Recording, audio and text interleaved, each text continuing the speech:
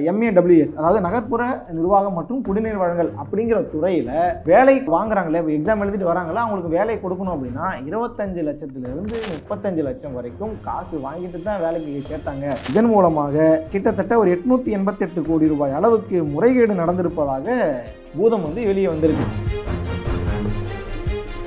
Evidence related to the other activities which amounts to a different scheduled offence have also been discovered. நாங்கள் இந்த வழக்கை ஆய்வு பண்ணுறதுக்கு நாங்கள் மெனக்கெட்டு முயற்சி பண்ணிட்டு அது சம்மந்தப்பட்ட விசாரணை நடத்திட்டு இருந்தா எங்களுக்கு இன்னொரு விஷயம் கிடைச்சிது. அந்த இன்னொரு விஷயம் என்ன அப்படின்னா, இதில் நம்பர் போட்டிருக்காங்க இல்லையா, 2538. இந்த 2538மே காசு கொடுத்து வாங்கப்பட்ட வேலைகள்னு சொல்லி தான் இன்னைக்கு மிகப்பெரிய ஒரு பிரச்சனையாக உருவாகியிருக்கு. லஞ்சம் வாங்கப்பட்ட இந்த நிகழ்வில் அரசியல்வாதிகளும் அதிகாரிகளுமே சம்பந்தப்பட்டிருக்கிறாங்க. அவங்களுடைய நாலேஜோட தான் இந்த லஞ்சம் வாங்கக்கூடிய சம்பவம் நடந்திருப்பதாக இடி குற்றச்சாட்டு வைக்குது. ஸோ இவ்வளோ பிரச்சனைகள் இருக்கு இல்லையா, கூட இவ்வளோ பிரச்சனை இருக்கு. இந்த பிரச்சனையெல்லாம் டைரக்டா இடி உள்ள பண்ண முடியுமான்னு கேட்டால் அவங்களால பண்ண முடியாது. ஏன் பண்ண முடியாதுன்னா, பல்கலைக்கழகம் மூலமாக நேர்மையான முறையில் நடைபெற்றதாகவும் அது குறித்து அந்த தேர்வு நடத்தினவங்கள்ட்ட விசாரிச்சினாலே உங்களுக்கு உண்மை தெரிஞ்சுன்ற மாதிரி அவங்க ஒரு பக்கம் இதுக்கு எதிராக கருத்து சொல்றாங்க. ஸோ இப்போ எது உண்மை எது பொய் அப்படிங்கிறத விசாரிக்கணும் அப்படின்னா காவல்துறை போட போற அந்த எஃப்ஐஆர்ல தான் இருக்கு. தமிழ்நாடு அரசு காவல்துறை எஃப்ஐஆர் போடும். வேலை வேண்டுமா? ப்ளூ ஓஷன் இருக்கிறது. 10th 12th டிப்ளமோ டிகிரி படித்தவர்களுக்கு உணவு, தங்குமிடம், இஎஸ்ஐ, பிஎஃப் இன்சூரன்ஸ் உள்ளிட்ட சலுகைகளுடன் அனுபவத்திற்கேற்ற நல்ல சம்பளம் 15,000 முதல் 30,000 வரை. பெண்களுக்கு முன்னுரிமை. 2,000க்கும் மேற்பட்ட வேலை வாய்ப்புகள் உள்ளன. இப்போதே தொடர்பு கொள்ளுங்கள். Blue ocean. ஐத்தமிழ் நேயர்களுக்கு வணக்கம். கிணறு வெட்டின பூதம் தோன்ற கதையா அந்த பழமொழி சொல்லுவாங்க இல்லையா, கிணறு நாங்கள் வெட்ட போனால் கடைசியில் பூதம் தோன்று வந்துருச்சுன்ற மாதிரி ஒரு சம்பவத்தை நடத்திருக்குது என்ஃபோர்ஸ்மெண்ட் டைரக்டரேட். இதுதான் அந்த பூதம். என்னடா பூதம் அப்படின்னு பார்த்தா, இடி ஒரு ஆய்வு பண்ணியிருக்காங்க. என்ன ஆய்வுனா, ED has been investigating several cases for terror financing, drug trafficking, human trafficking, cyber frauds, bank frauds, frauds of public throw, Ponzi schemes, corruption etcetera under prevention money laundering act, PML act கீழே சில முக்கியமான சில வழக்குகளை நாங்கள் ஆய்வு பண்ணிட்டு இருந்தோம். ஆய்வு பண்ணிட்டு இருக்கும்போது, அதாவது கிணறு வெட்டிக்கிட்டு இருந்தோம். அந்த கிணறு வெட்டும்போது ED has been registered and ECIR with respect bank fraud, FIR registered by CBI ACB. சென்னையினுடைய சிபிஐ ஏசிபியினுடைய பிரிவு ஒரு பேங்க் ஃப்ராட் சம்பந்தமாக ஒரு வழக்கு பதிவு செஞ்சு அதுக்கான விசாரணைகள் நடந்துட்டு இருக்கும்போது திடீர்னு பூதம் வெளியே வந்துருச்சு. என்ன பூதம்னா, the documents, digital devices and record seized were analyse scrutinise during the course of investigation. Evidence related to the other activities which amounts to a different scheduled offences have also been discovered. நாங்கள் இந்த வழக்கை ஆய்வு பண்ணுறதுக்கு நாங்கள் மெனக்கெட்டு முயற்சி பண்ணிட்டு அது சம்மந்தப்பட்ட விசாரணை நடத்திட்டு இருந்தா எங்களுக்கு இன்னொரு விஷயம் கிடைச்சிது. அந்த இன்னொரு விஷயம் என்ன அப்படின்னா, one of such evidences found from the seized devices is related to corruption and malpractices in the exam and selection process of officers and staff during the year 2024 and 25 and 26 by the Department of municipal administration, urban and water supply, MAWS அதாவது நகர்ப்புற நிர்வாகம் மற்றும் குடிநீர் வழங்கல் அப்படிங்கிற துறையில் வேலை வாங்குறாங்களே, இப்போ எக்ஸாம் எழுதிட்டு வராங்களா, அவங்களுக்கு வேலை கொடுக்கணும் அப்படின்னா 25 லட்சத்திலிருந்து 35 லட்சம் வரைக்கும் காசு வாங்கிட்டு தான் வேலைக்கு சேர்த்தாங்க. இதன் மூலமாக கிட்டத்தட்ட ஒரு 888 கோடி ரூபாய் அளவுக்கு முறைகேடு நடந்திருப்பதாக பூதம் வெளியே வந்திருக்கு. இந்த லெட்டர் என்ன லெட்டர்னா, இடி தமிழ்நாட்டு காவல்துறைக்கு இப்படி ஒரு பிரச்சனை, நாங்கள் ஒரு ஆய்வுக்கு நாங்கள் போயிட்டு இருந்தோம், நாங்கள் ஒரு விசாரணை ஒன்று செஞ்சுட்டு இருந்தோம், அந்த எலி வலையில் புலி மாட்டின கதையாக இன்றைக்கி மிகப்பெரிய ஒரு ஊழல் நடந்திருக்குன்ற மாதிரி அவங்க சொல்லியிருக்கிறாங்க. ஸோ 2024-25 அதே போல் 2025-26 இந்த 2 வருஷத்தில் கிட்டத்தட்ட 2538 பணியிடங்களுக்கான நியமனத்தில் முறைகேடு நடந்திருப்பதாக குறிப்பிடப்படுகிறது. கிட்டத்தட்ட ஒரு வேலை ஒருத்தருக்கு 25 லட்சத்துலேருந்து 35 லட்சம் அவங்களுடைய கெப்பாசிட்டி ஏற்ற மாதிரி காசு வாங்கியிருப்பதாகலாம் சொல்லப்பட்டுச்சு. ஸோ இந்த ஃபோட்டோ நம்ம பார்த்துருக்கலாம்.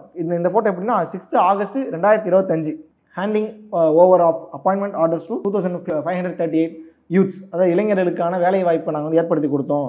இதில் நம்பர் போட்டிருக்காங்க இல்லையா, 2538.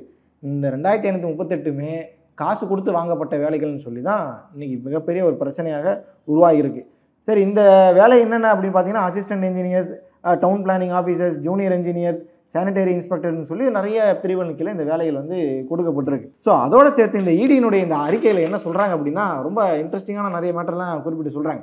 The evidences clearly show that the huge manipulation were done in the recently concluded selection examination process of officers and staff by MAWS department. Bribes amounting to about நான் சொன்னது போல இந்த லஞ்ச பணம் வந்து 25 லட்சத்திலிருந்து 35 lakhs per selection ஒரு செலெக்ஷனுக்கு post depending on the nature class of post அந்த போஸ்ட்டுக்கு ஏற்ற மாதிரி 25 லட்சத்துல 35 லட்சம் அந்த செக்ஷன்ஸை பிரித்து அதுக்கு ஏற்ற மாதிரி வாங்கிட்டு இருக்காங்க.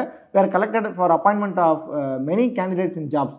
வேலையில் சேர்ந்த பலர்கிட்டையும் இந்த இது வந்து வாங்கியிருக்கிறாங்க. ஸோ அதோட சேர்த்து இவங்க என்ன செஞ்சுருக்காங்க அப்படின்னா கிட்டத்தட்ட இதில் நம்பர் 6ல் இவங்க கன்க்ளூட் பண்ண மேட்டர் என்னன்னா detailed note of about 232 pages. இது வந்து ஒரு 4 பக்கத்துக்கு இந்த மாதிரி முறைகேடு நடந்திருக்கிறதான ஒரு அறிக்கை தான். ஆனால் இதனுடைய டீட்டெயில் ரிப்போர்ட் 232 பக்கத்துக்கு consisting of all the evidence such as photos, documents, hawala note. Hawala ஒரு பெரிய ரோல் பண்ணியிருக்கு போல இங்கே. Cash transactions etcetera extracted from the phones of few powerful individuals are attached. அந்த 232 பக்கத்துலையும் இது இந்த மாதிரி கேஷ் டிரான்சாக்ஷன் பண்ணது, ஹவாலா பிரச்சனை, அதே மாதிரி டாக்குமெண்ட்ஸ், ஃபோட்டோஸ் இதெல்லாம் நாங்கள் அட்டாச் பண்ணியிருக்கிறோம். The note deals with around 150 candidates. 150 பேருடைய தரவுகள் நாங்கள் வந்து எடுத்து அனுப்பியிருக்கிறோம்.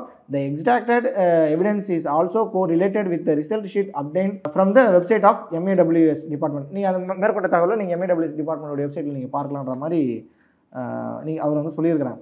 இதில் எனக்கு என்ன சந்தேகம்னா 888 கோடி எப்படி இவங்க கணக்கு போட்டாங்க? ஏன்னா 150 கேண்டிடேட்ஸோடைய டீட்டெயில்ஸ்லாம் வந்து டீல் பண்ணி நாங்கள் எடுத்துருக்கோம்னு சொல்கிறாங்க. அப்புறம் 150 இப்போ 25 கோடின்னு கணக்கு பண்ணாலே ஒரு 37 கோடி 38 கோடி கிட்ட 40 கோடி அரௌண்ட் தான் வருது. 888 கோடி எப்படி இவங்க கணக்கு பண்ணாங்கன்னு பார்த்தா 2358 பேருக்கு இன்ட்டு 35 அல்லது 20 35 அந்த கணக்கு பண்ணி தான் 35 லட்சம் கணக்கு பண்ணி அவங்க கணக்கு சொல்லியிருக்கிறாங்க. அதுவும் வந்து பார்த்தீங்கன்னா இவ்வளோ பிரம்மாண்டமான ஊழல்ங்கிற மாதிரி ஒரு தோற்றத்தை ஏற்படுத்துறதுக்காக அப்படி பண்ணுறாங்களான்றது நமக்கு தெரியல. சரி, ஓகே.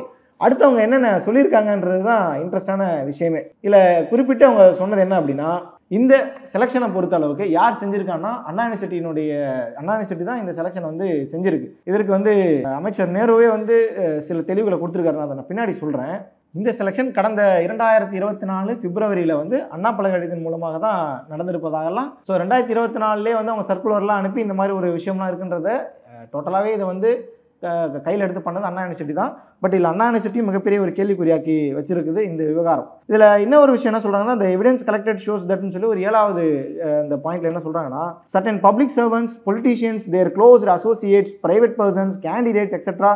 நேம் இந்த அட்டாச்டு நோட். அந்த நோட்டில் அட்டாச் பண்ண பப்ளிக், அதாவது மக்களுக்கான பணி செய்யக்கூடியவங்க, அரசியல்வாதிகள், அவங்களுக்கு க்ளோஸ்டான அசோசியேட்ஸு, அதே போல் ப்ரைவேட் தனிநபர்கள், அந்த கேண்டிடேட்ஸ். எப்போ எனக்கு வேலை வேணும்னா நான் ஒருத்தவங்க காசு கொடுக்குறேன் இல்லையா, நானும் இதில் குற்றவாளியாக்கப்பட்டு அதில் இணைக்கப்பட்டிருக்கேங்கிறத தான் இதில் குறிப்பிட்டு சொல்கிறாங்க. அதே போல் அதில் என்ன சொல்கிறாங்க அப்படின்னா the bribes were collected in cash and transferred using hawala networks அப்படிங்கிற மாதிரி சொல்லியிருக்காங்க. ஹவாலா நெட்வொர்க்ஸ் அப்படின்னா என்ன? ஹவாலானா என்ன அப்படின்னா எனக்கு ஒரு 10,000 கோடி எனக்கு தேவைப்படுது அப்படின்னா, ஒரு உதாரணத்துக்கு சொல்கிறேன், 10,000 கோடி தேவைப்படுது அப்படின்னா இங்கிருந்து நான் மணியை டிரான்சாக்ஷன் பண்ணுறது தான் என்னன்னா இதுக்குன்னு ஒரு குரூப் இருப்பாங்க. எனக்கு வந்து இப்போ வந்து டோட்டலாக டிஜிட்டல் ஆகிட்டாங்க. வாட்ஸ்அப்பில் ஒரு 5 ரூபா தாளோ ஒரு 10 ரூபா தாளோடைய நம்பர் நமக்கு அந்த ஃபோட்டோ எடுத்து அனுப்பிவிடுவாங்க. அந்த ஃபோட்டோவை அனுப்பின ஒரு 5-10 நிமிஷத்துலேயே நம்மக்கிட்ட ஒருத்தர் வந்து பார்ப்பார். அவர் வச்சிருக்கிற நோட்டும் கிட்டத்தட்ட அயன் படம் மாதிரி தான். இந்த நோட்டும் ஒரே மாதிரி இருக்கான்னு பார்த்துட்டு எவ்வளோ அமௌண்ட் உங்களுக்கு வேணும்னு சொல்லி அவங்க ஏற்கனவே நம்ம பேசியிருப்போம் இல்லையா, அந்த நோட்டு பார்த்து வெரிஃபை பண்ண உடனேயே இங்கே டிரான்சாக்ஷன் ஆகிடுச்சு அப்படிங்கிற ஒரு கன்ஃபர்மேஷன் நம்ம கொடுத்துருவாங்க. அதாவது பிளாக் மணியை ஒயிட் மணியாக மாற்றுற மாதிரியான கணக்கு தான். கிட்டத்தட்ட சிவாஜி படம், அயன் படம் இதெல்லாம் நீங்கள் பார்த்துருப்பீங்க ஆல்ரெடி. ஸோ இந்த மாதிரியான வேலையை ஹவாலாவும் உள்ள இன்வால்வ் ஆகிருக்குன்ற மாதிரியும் சொல்லப்படுகிறது. இடி சொல்லியிருக்காங்க.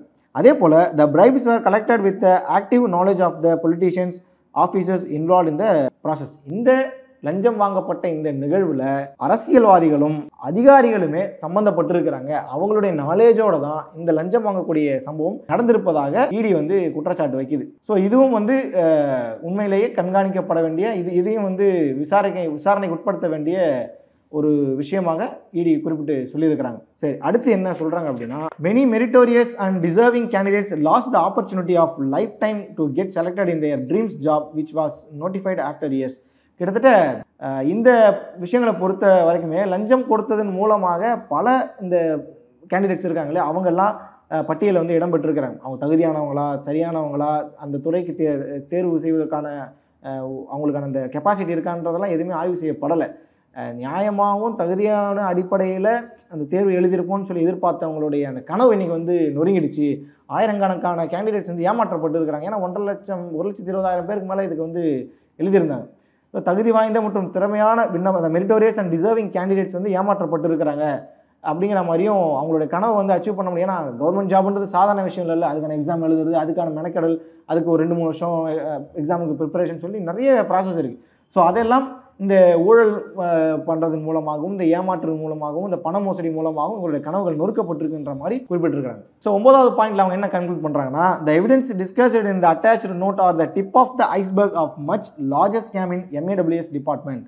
அதாவது இந்த ஆதாரம் இருக்குல்ல, 232 பக்கத்தில் கொடுத்த ஆதாரங்கள், இப்போ நான் சொல்கிற இந்த விஷயங்கள் எல்லாமே டிப் ஆஃப் த ஐஸ்பர்க், ஒரு மலையனுடைய ஒரு சின்ன முனை மட்டும்தான். இது சின்ன சம்பவம் தான். இதுக்கு பின்னாடி மிகப்பெரிய ஒரு நெட்வொர்க் இயங்கிட்டு இருக்குது, மிகப்பெரிய ஒரு அளவில் பல நூறு கோடிகள் இதுக்கு பின்னாடி புழங்கிட்டு இருக்குன்ற விஷயத்தையும் அதில் வந்து குறிப்பிட்டு சொல்கிறாங்க. சொன்னதோட என்ன சொல்கிறாங்க அப்படின்னா, how did the persons named in the attached note have access to confidential information of the examination.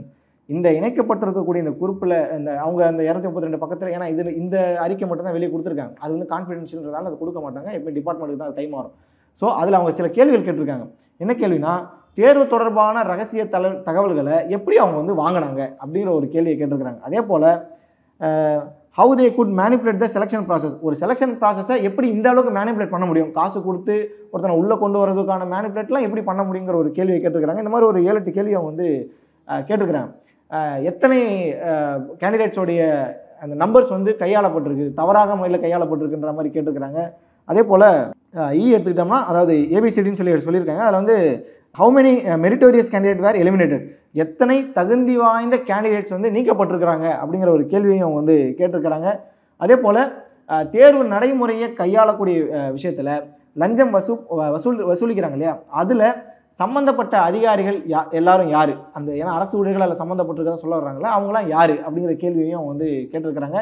Brokers இல்லை எந்த மாதிரியான விஷயங்களில் புரோக்கர்ஸ் ஈடுபட்டிருக்கிறாங்க, அவங்க எந்த வகையில் இவங்களோட சம்மந்தப்பட்டிருக்கிறாங்க. ஏன்னா டேரெக்டாக இப்போ எனக்கு ஒரு வேலை வேணும்னா டேரெக்டாக போய் நான் அரசு அதிகாரிகிட்ட கொடுத்தோம்னா அவரும் மாட்டுவார், நானும் மாட்டோம். அப்போ என்ன பண்ணுவாங்க, நடுவில் ஒரு இன்டர்மீடியேட் இருப்பாங்க. கோச்சிங் சென்டராக இருக்கலாம், இல்லை தனிநபராக இருக்கலாம், இல்லை அந்த அரசு ஊழியருக்கு நெருக்கமான ஒரு பினாமியாக இருக்கலாம். ஸோ இதெல்லாம் இந்த மாதிரி இருக்கக்கூடியவங்க இந்த புரோக்கர் யார் அப்படிங்கிற கேள்வியையும் அவங்க வந்து கேட்டுக்கிறாங்க. ஸோ இவ்வளோ பிரச்சனைகள் இருக்கு இல்லையா, கூடுதலாக இவ்வளோ பிரச்சனை இருக்குது. இந்த பிரச்சனையெல்லாம் டைரெக்டாக இடி உள்ளே வந்து பண்ண முடியுமான்னு கேட்டால் அவங்களால பண்ண முடியாது. ஏன் பண்ண முடியாதுன்னா, ஒரு வழக்குக்கு, ஒரு PMLA சம்மந்தப்பட்ட ஒரு வழக்குக்கு தமிழ்நாடு அரசினுடைய காவல்துறை ஒரு எஃப்ஐஆர் பதிவு செய்யப்பட்டிருந்தால் மட்டும்தான் அந்த எஃப்ஐஆர் பேஸாக வச்சு இவங்க உள்ளே வர முடியும். ஸோ அதுக்காக என்ன சொல்கிறாங்க அப்படின்னா, லா என்ஃபோர்ஸ்மெண்ட் ஏஜென்சி மூலமாக ஷெட்யூல் அஃபென்சஸ்ன்னு சொல்லப்படக்கூடிய அந்த லிஸ்ட் அவுட்டில் இருக்கிறது மட்டும்தான் பண மோசடியை வந்து இந்த விசாரிக்க முடியும், இடியால் விசாரிக்க முடியும். ஸோ இந்த 2024-25, 2025-26 இந்த நிதியாண்டில் நடத்தப்பட்ட இந்த முறைகேடு தொடர்பாக உங்க அலுவலகத்தில் நீங்க வந்து விசாரணை வந்து நீங்க தொடங்கணும் அப்படிங்கிற மாதிரி சொன்னதோட